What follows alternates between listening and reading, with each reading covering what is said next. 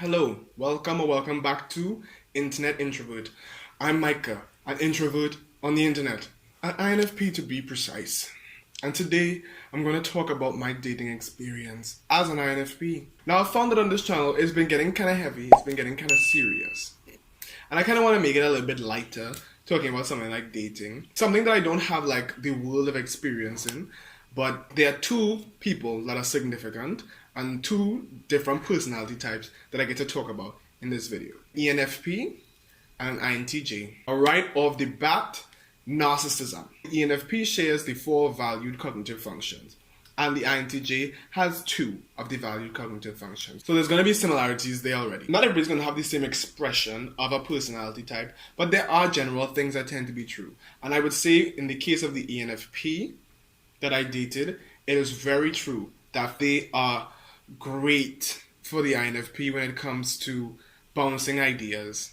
Like, we could have just spoken for hours, like literally jumping from topic to topic to topic to topic to topic to topic, and just like not getting bored of that. And even when you got bored of it, it's like you were able to like find a topic to make it interesting again. So that was really great, and I think that that is one thing about ENFPs that just range true, no matter what, no matter their outward expression. They love to discuss ideas, and it worked very well with me because I felt like I could just talk about anything. I also believe that with the ENFP, emotions were very easy to communicate. I think that that would be like my top favorite quality for ENFPs. The fact that it's so easy to speak to them about like literally anything. How easy it is to jump from topic to topic, and how understanding they are when it comes to like INFP, like feelings and emotions, and like even like the moodiness. I think the hardest thing for me with dating an ENFP was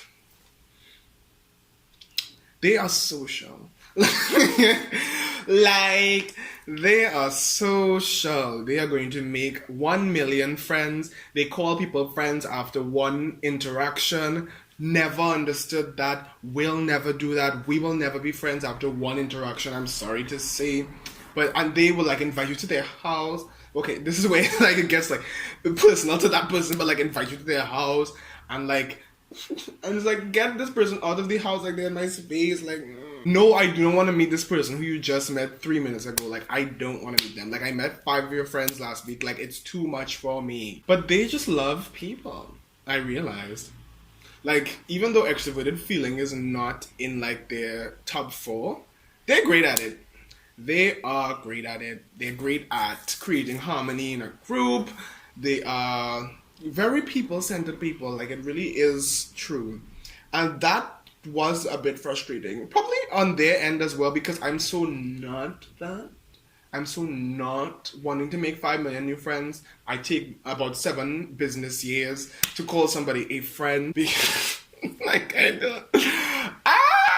Like, because you have to earn it. They try their best though. And I think that's what I like. They try their best. They were willing to kind of reduce how social they would push me to be, because at the same time, like, even though INFPs are like sweet and nice, like we're also stubborn, and we're not going to do what we don't want to do. And that was me. I'm not going out. I don't want to go out. I want to stay inside and eat KFC. And that was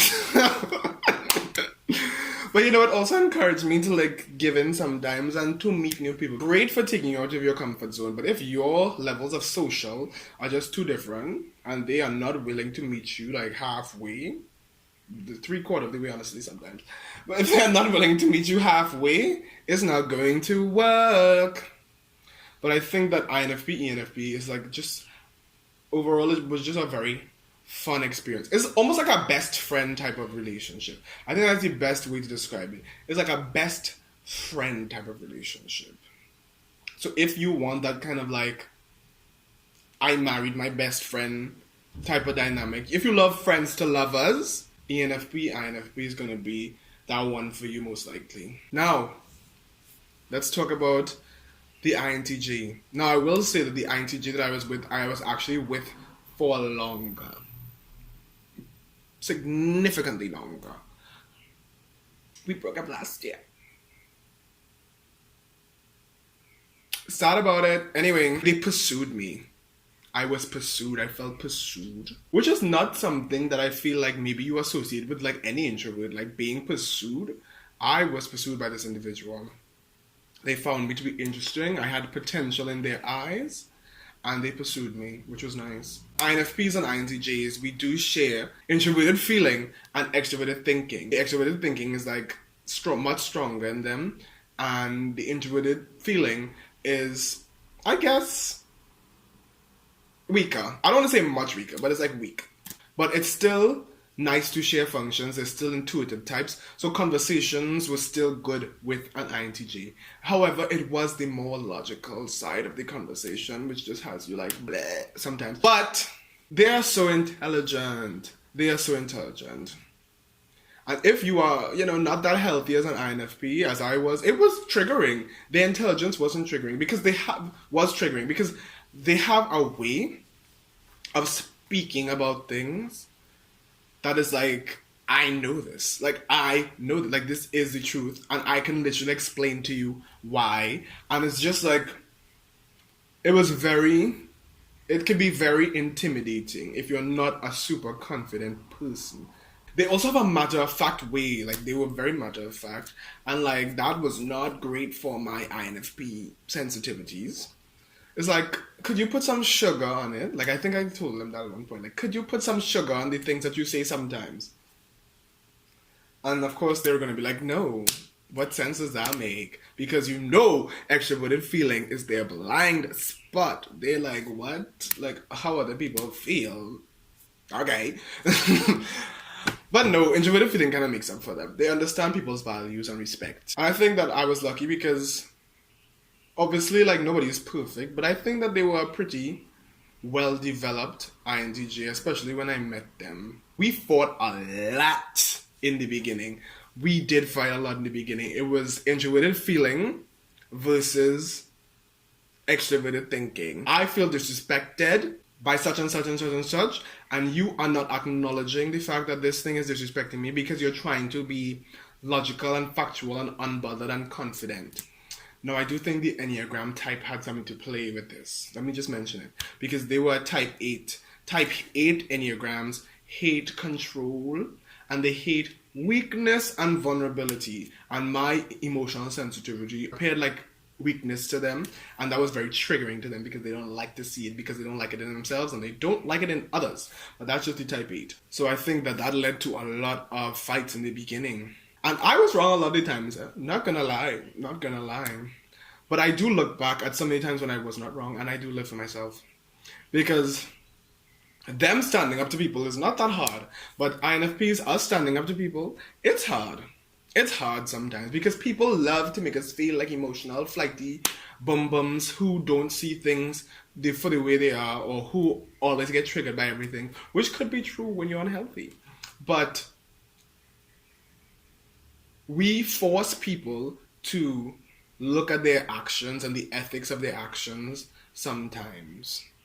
And I think that because INTJs have introverted feeling, like, you can communicate with them that way. So that was probably like the biggest source of conflict. But being with an INTJ, I realized that I really admired them at the same time. Because they were so good at the things that I was not good at, like tea. It was kind of sexy. It was a bit sexy. Even ENFPs are better at extroverted thinking than INFPs, but they just seem really scattered. Like, it's not something that I'm gonna be like, ooh, you're so good at TE. I'm just gonna notice, okay, wait, you're actually willing to do like the things in life that people say you should do, which I still admire. But I feel like INTJs wield TE versus like, I can do it if I need to do it. Wielding it versus I can do it if I need to do it. So the fact that they were wielding it and they showed a kind of mastery over it. They say your second function is that show-off function. I really admire that about the INTJ. Can I say this? Is it problematic? INTJs are trainable. Oop, I said it, can't take it back. You can train your INTJ to be sweeter. Oop, I said it. But you have to be patient. They're not going to learn to be sweet overnight. They're not going to learn the value of sweetness overnight. But I feel like over time they realize, okay, wait, I'm happier and the person is happier when I'm sweeter. I really enjoyed being with an INTJ. Overall, the beginning was hell, but I do think that I was less developed and more insecure, so that led to a lot of the hell. But I really did enjoy being with an INTJ. And they weren't too social. Like, they're not gonna be like, I have a new friend every week. Oh my god. I do think that me personally, I prefer more introverted people for dating. Like, I want you to be good with people. Maybe the INFJ is my perfect type, but I want you to be good with people. I took a quiz and it said that my perfect type is actually an ENFJ. I was super pissed when I got that because I'm like, wow, I really am a basic bitch. Let me know your dating experience, which types you have dated, what surprising traits they may have had. I didn't mention any of the surprising traits in this video, I was supposed to, but forget organization. And if you ever took the quiz that lets you know what is the personality type of your ideal person, what did you get?